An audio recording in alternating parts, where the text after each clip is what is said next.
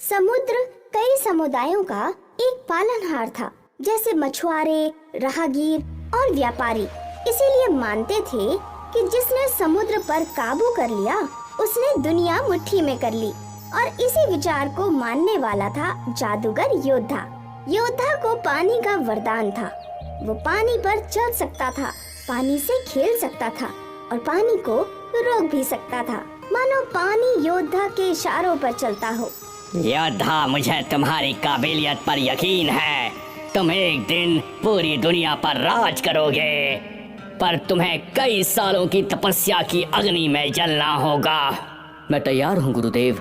यशस्वी भवा। अपने गुरु से दीक्षा लेकर जादूगर योद्धा तपस्या में बैठ गया। दिन बीते, महीने बीते और साल बीत गए और देखते ही देखते एक सदी बीत गई। जादूगर योद्धा अपनी तपस्या में ही लीन था। आखिर एक दिन उसकी तपस्या पूर्ण हुई। उसे उस शक्ति की प्राप्ति हो गई जिसकी वो कामना कर रहा था। गुरुदेव, मैंने वो शक्ति पाली है। अब मैं सारे समुद्र पर राज करूंगा। बहुत अच्छे योद्धा, पर कैसे?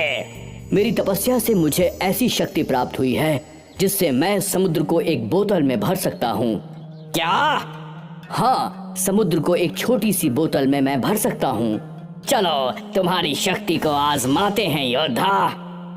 जादूगर योद्धा अपने गुरुदेव के साथ एक समुद्र के पास गए। इस समुद्र को बोतल में भर लो, ये लो। गुरुदेव ने जादूगर योद्धा के हाथ में एक कांच की बोतल दी और फिर जादूगर योद्धा ने अपनी आंखें बंद की और ध्यान किया।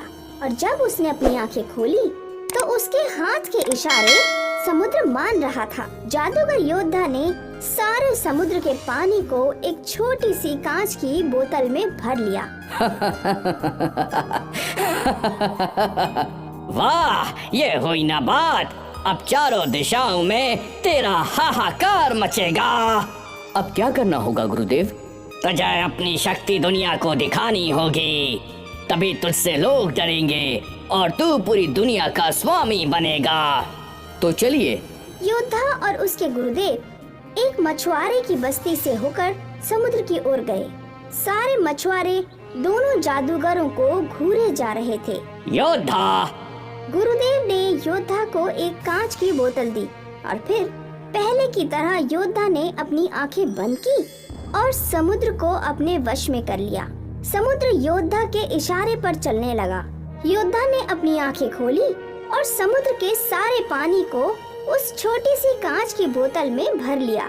जहाँ गहरा समुद्र था, अब वहाँ एक सूखा रेगिस्तान बन चुका था। सारे मछुआरे हैरान थे। वहाँ खड़ा हर इंसान असमंजस में फंस गया था। सभी योद्धा और उसके गुरु के सामने झुक गए। आज से मैं तुम्हारा स्वामी हूँ। इस समुद्र को मैं अपने साथ ले जा रहा हूँ। मालिक, आप ऐसा करेंगे तो हम जैसे मछुआरे कैसे जिएंगे? समुद्र ही हमारा जीवन स्रोत है। तो आज से मैं जो बोलूँ तुम वही करोगे? जी मालिक।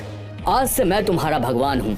तुम सब मेरी सेवा करोगे और अगर मैं तुम्हारी सेवा से क्रोधित हुआ तो हमेशा हमेशा के लिए इस समुद्र को बोतल में भर लूंगा। समझ गए? आप जैसा बोलेंगे हम करेंगे। कृपया समुद्र को वापस लौटा दीजिए।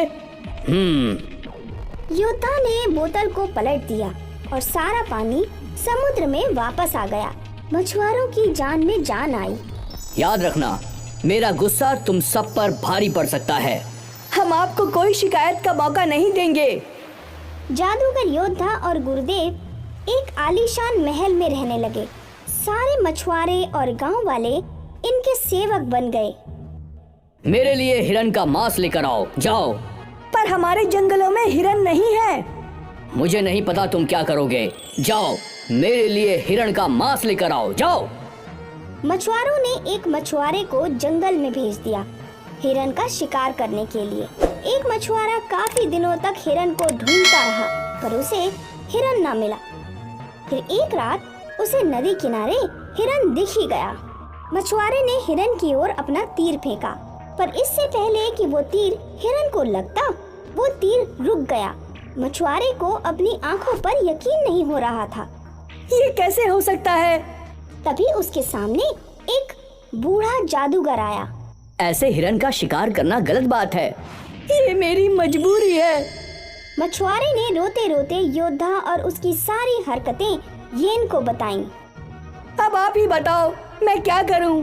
अगर मैं हिरण का शिकार नहीं करूंगा और जादूगर योद्धा गुस्सा हो जाएगा तो वो सारा समुद्र वापस बोतल में भर लेगा। हमारा सारा समुद्र ही खतरे में पड़ जाएगा। तो ये समस्या है। मुझे जादूगर येन के पास ले चलो।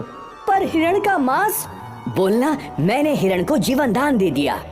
मछुआरा समझ चुका था कि वो बूढ़ा आदमी भी कोई जादूगर था, इसीलिए वो उसको चुपचाप अपने साथ जादूगर योद्धा के महल ले गया। कहाँ है मेरे हिरण का मांस? इस बुढ़े आदमी ने आपके हिरण को जीवन दान दे दिया है। क्या? कौन है जिसकी इतनी हिम्मत कि वो मेरे शिकार को बचाए?